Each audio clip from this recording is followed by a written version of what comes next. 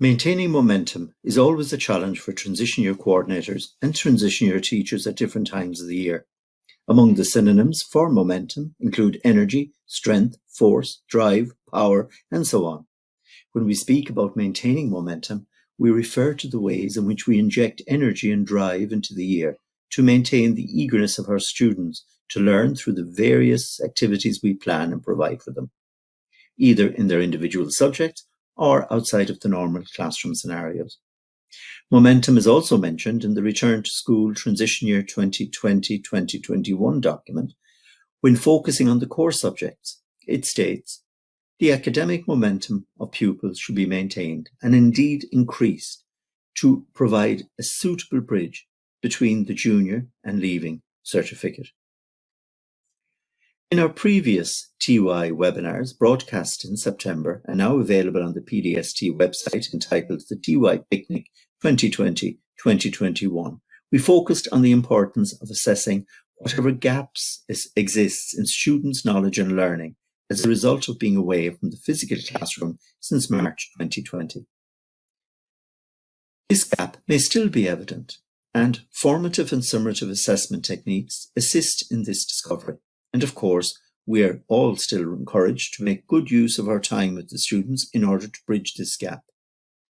This feedback and dialogue could lead to students setting out a plan for their progression in the core subjects, and recognizing their progress at regular intervals would be beneficial to maintaining momentum.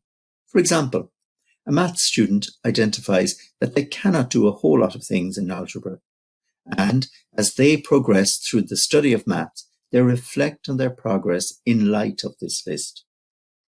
Transition year subject planning emphasizes always the importance of active teaching and learning methodologies and strategies, and when introduced can add momentum to any class.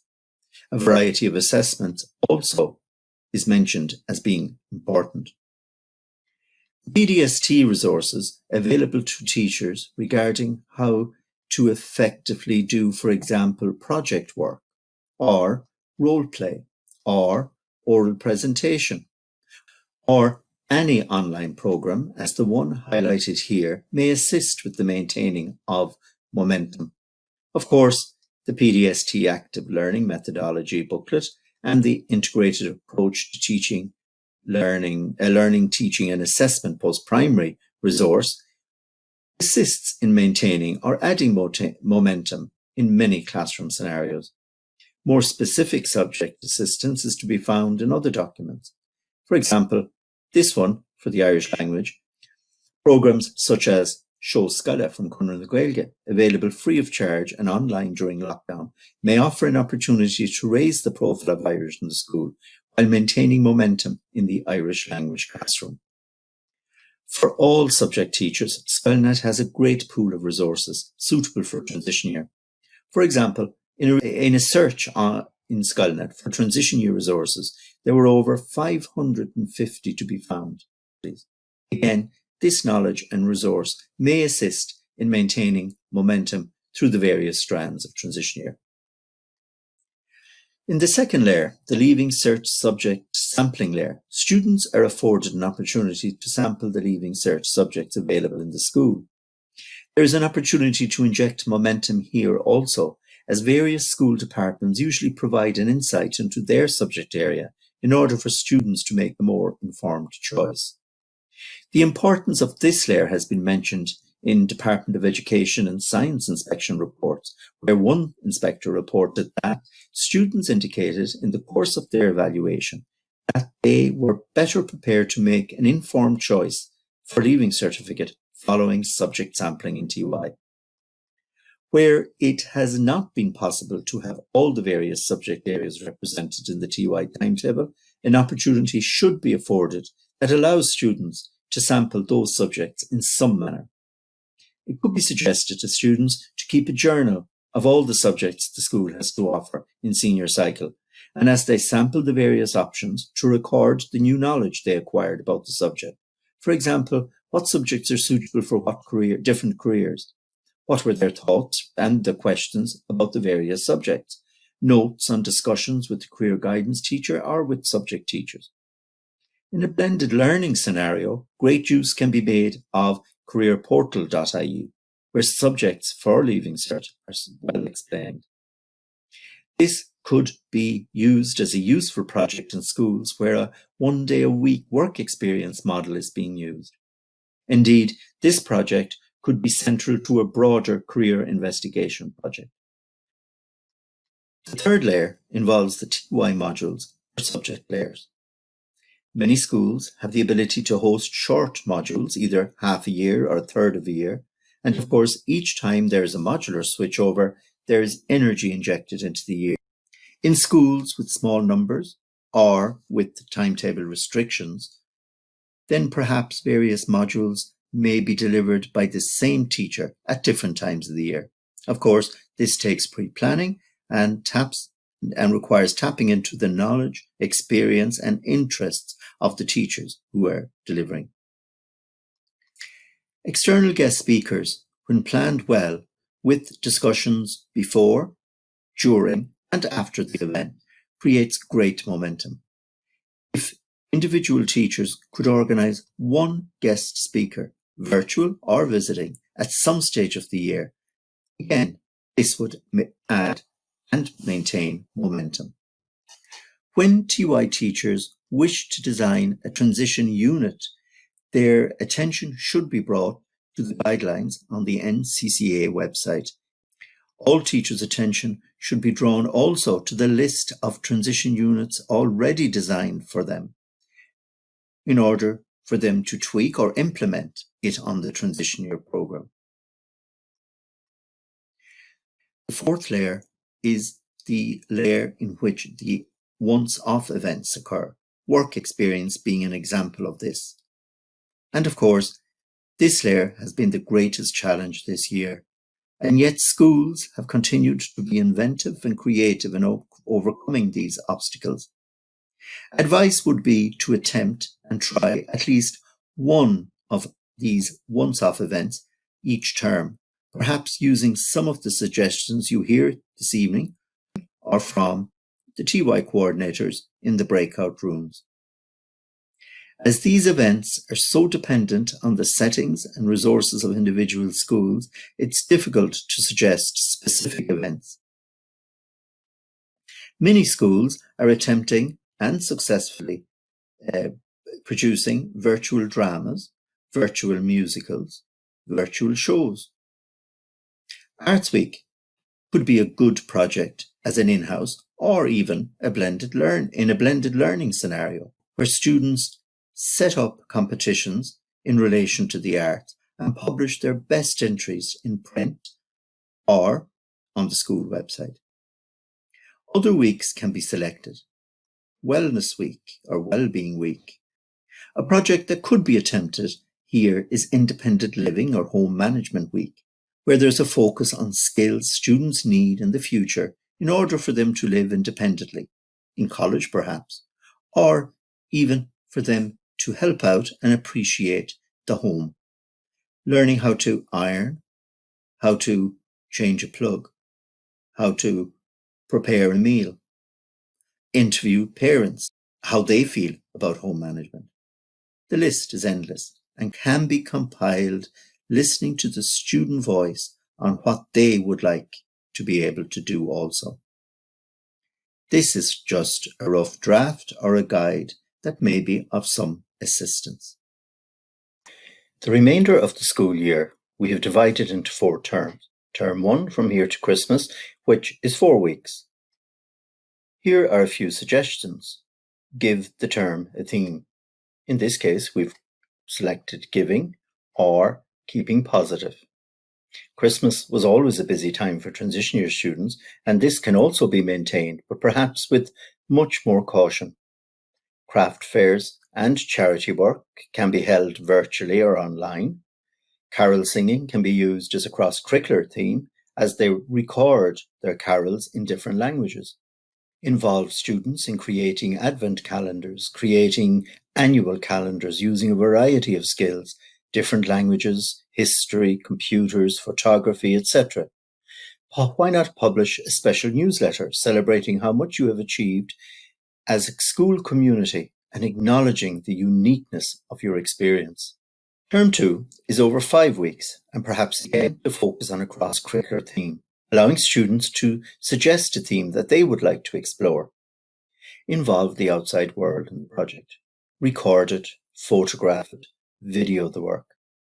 Create a link with other schools in the locality, in the county, in the country, or abroad, and see how they interpret the theme that you have selected. Create pen pals in the various languages. Share projects in other areas. Involve students in the open nights, which occur at this time and which will probably be virtual. Perhaps they could produce small videos where they celebrate certain aspects of the school community. In-house public speaking competitions are also a possibility. Term 3 is between midterm and Easter, and there's 5 weeks, and selecting a theme may keep a certain momentum going. Focusing on local crafts, perhaps, and inviting a crafts person or an artist in to speak with the students, or have it virtually, and share one skill would be very helpful. Focusing on cross-curricular themes of Buying Irish, which will be very important in the coming year, and Irish crafts may be adapted to suit all regions. Here, the Home Management Skills Week mentioned earlier would be suitable. Term 4 is the longest term with 8 weeks, and this will require a lot of planning to maintain momentum. The second half of the term will involve a lot of work regarding bringing all the work throughout transition year together and reflecting on what was achieved and where opportunities were lost. Emphasis here should be on presentations, on evaluations, and on reflections. Students should be assessed, interviewed if possible, giving them an opportunity to showcase their achievements during the year. It is the term to focus on preparing for next year, as they focus perhaps on study skills.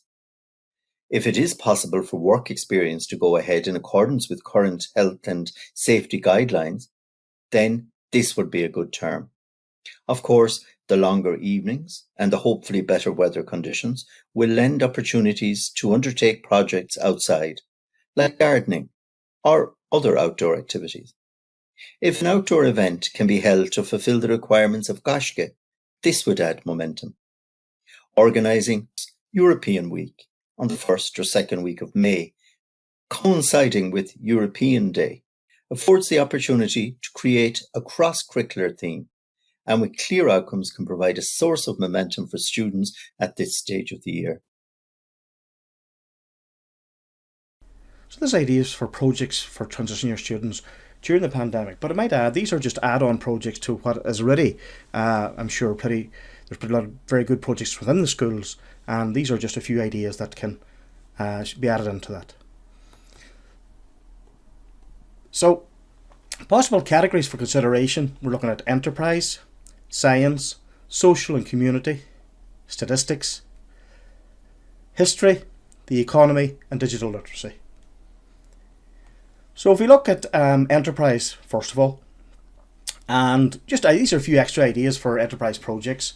I've put a couple up here, making face masks, so designing them, putting them together, producing them, selling them, maybe raising money from charity as a result of selling them, etc.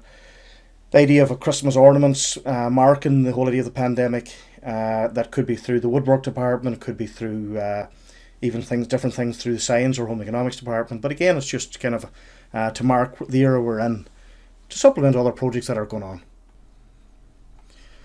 So if we look at science, at the moment with the viruses, the coronavirus that's there, the clinical presentation of it, how it's made up, what forms a virus, how can it happen, and the preventative measures. And obviously preventative measures is one thing, but there's another thing doing it properly. And that leads us into the whole idea of chemical engineering and the whole idea of creating vaccines and that whole medtech industry, and indeed maybe looking at careers in that area and how vaccines are put together and how they work to prevent viruses. So there's a lot of projects there, and again these are just supplementing, I'm sure, existing things that are going on in science class or those areas, but and can be channeled through different competitions that are going on, be it through a virtual setup or through colleges or whatever. So the whole idea of social well-being and community perspective during the pandemic, again, it's a change of lifestyle for young people, and it's a good idea to reflect on that and to reflect on the changes and what are the positives that can be taken out of it as regards maybe changes that can be made in life anyway. What are the hard pieces and how did they cope with it? So that's through maybe discussion, but also can be through keeping diaries or creative writing, and reflecting, or maybe even more at a more deeper level, writing poetry during English class, etc. Just trying to come to terms with where we're at. The whole idea of helping the community is very important too, and it's something that we can look at, maybe making contact with old people, maybe through old people's home or people that are isolated in the community, and trying to figure out ways that we can write to them or make contact and maybe get feedback from them about how they're getting on, etc., and how we can help them. But also maybe it's an idea in our local area to look at the area we have. Is there a park we can do up in our local town, or can we make a bench for it, or can we put fencing around it? Like, there's lots of things can be done, doing up gardens around the town if that's possible. So try and research what's there, maybe work with the tidy towns, but a green area maybe around the school, but it gets out the fresh air, to work in teams, and it's just a new venture. So the whole idea of the statistical analysis of the pandemic is something that's ongoing all the time. The curve, how it's flattened, how different forms of lockdown help to change the pattern of the curve of the virus, and I suppose it's the knock-on effects to do with analysis or analysing the data associated with proposed vaccines. Again, it's something that's new at the moment, and again, we're into things like what was the sample size, what was the group that was used, what sector, was it old people, young people, was it what socioeconomic group, how big was the sample, when was it done. All these things affect the whole outcomes and their proposed successes. And I suppose also the chemical makeup of the vaccine, again looking at history of vaccines and the chemical makeup, what has been the positives and negatives of it. So that's all statistics that has to be gathered. And then the whole idea of the synopsis of the various statistical methods. What tools are you using? From the very simple base of median, mode, or mean, which is the most accurate? Is there an outlier? Then mean may not be possible. Median might be more accurate if there's more clustered. And then you're onto more statistical, shall we say, advanced statistical tools. What's the best to use? But again, these are projects that can be analysed through looking at graphs and the changes in graphs and different types of graphs. So there's a lot of different angles can be taken in statistics at the moment, and it's a great learning curve for students. So ideas for a history class during the pandemic. Again, history has told us about viruses and their form they take, but really, in order to manage this pandemic, we've learned from previous pandemics, and things like hand washing, things like social distancing, was all things that worked in the past. And the simple example of people working, housemates working in different houses in New York to do the typhoid and so on, and discovered that one person was moving from 5 or 6 houses, they all got infected, etc. So it's simple things like that, and learning from the statistics that are out there of pandemics and the experience they had and how they coped with it. But the other side of history as well is, because we're confined to our local area, maybe we should look more at local history, the infrastructure of our local town, why things are located where they're located. Were we beside a railway line? Was it that we were very remote and we had to build certain infrastructure, roads or different types of amenities in order to bring us up to standard? But the thing about it is that it's the local history, the local demographics, why things are there, maybe even how certain social clubs developed and why there's an importance placed on certain things in the area that wouldn't be in other areas. And I suppose the opportunity is that it's on our doorstep, and a lot can be learned even from local people. A lot can be learned from just analysing it. And again, you can actually tie that into even environmental science or geography. So we're not confined to these subjects that I'm talking about. These are specific topics, but it can be related to a lot of different subjects. So the economic sustainability. Well, at the moment we're talking about the implications for fiscal policy and monetary policy, in that people are encouraged to spend with borrowing from the central bank, etc. Or the European Central Bank. I suppose the whole idea is that the whole idea of the liquidity ratio in banks isn't affected, but who knows in the future what's going to happen. And then the whole idea at the moment with implications of Brexit and how that's going to affect our economy, given that we're very dependent on it. What can we do? What measures can we take? How can we prepare for it in the short term and long term? And these are all things that are associated with projects in the past, maybe run by the central bank here about quantitative easing and so on. And so it'd be good to make contact with institutions like that to see if there are any competitions coming up, or is there any advice they would give us as regards projects that can be done in schools, etc. And I suppose overall then, the implications for enterprise. How long can they hold out? How long can a business hold out as regards being shut down, as regards laying off staff, as regards keep paying overheads? How far can it be stretched? At what point do they go under? And it's keeping that alive, and what can be done to keep alive, and how the government is supporting keeping that alive as far as they can, and can they sustain that?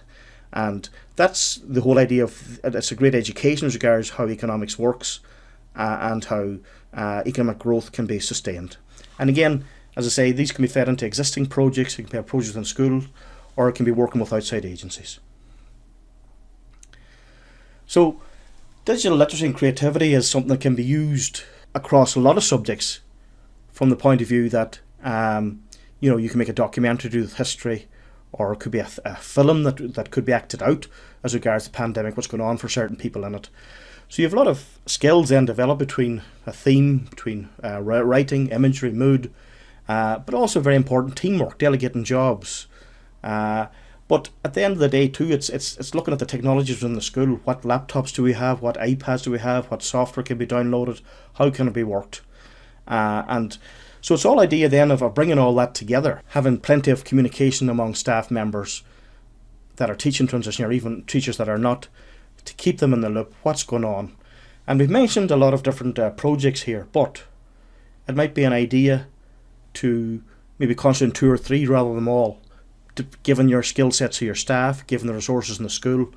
And with this interdisciplinary approaches between writing reports, or whether it's science, or whether it's technology, or whether it's business, all of these can fit into each other as regards doing different elements of a project. And it's making that decision, what is viable and what would work for the school. So that's all about communication between the coordinator and teachers and management, and working together.